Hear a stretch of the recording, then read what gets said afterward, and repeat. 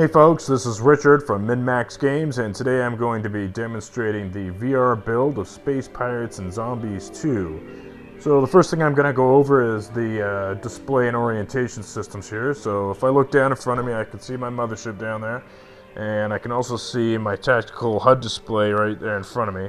I'm able to freely look away from my ship, or even completely behind myself if I want to figure out where all the enemy ships are. But we also have controller-like rotation motion, so you don't have to get up off your chair to turn around and see what's going on.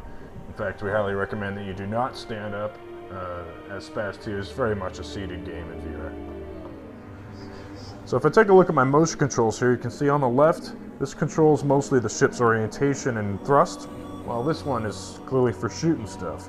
So we're just going to take a quick look at how the controls work. So I'm going to push forward, and you'll notice that the controls are relative to the controller itself. So I can just point the control in the direction I want the ship to go, and it'll fly there.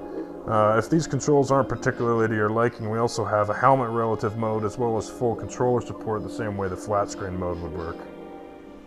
Combat functions are pretty straightforward. Simply point at something and pull the trigger. You're effectively lasing a target for your ship. I can even turn my head completely away from the ship or even behind myself. As long as my ship can see what I'm pointing at, it'll fire.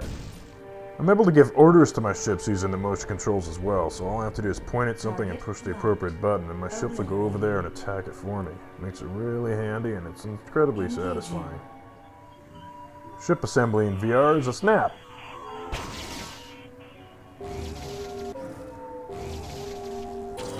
And we also support the hot swap method as well.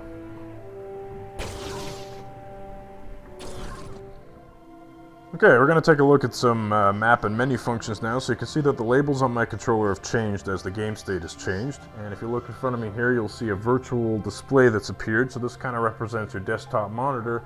And all I have to do is point this laser at these various buttons, and you can interact with the menus the same way you would with a mouse. So if you've played Spaz 2 at all with a mouse and keyboard, the VR build should be pretty straightforward, and you should feel pretty at home controlling it. So let's go zoom in here and take a look. You'll see that my beam here will actually extend beyond the virtual display here down to the star map below, so I can point at things and get some information. I can click and drag the map and move it around, or we can even move the ship very much the way you would with a mouse and keyboard. Even our lore screen works in VR as this really strange, surreal, pop-up virtual cyber book thing. As the UTA fleet arrived at Well, that concludes our demo for today. I hope everybody enjoyed taking a look at our VR build. If you head over to our Steam page, everything you saw here today should be included in our most up-to-date build.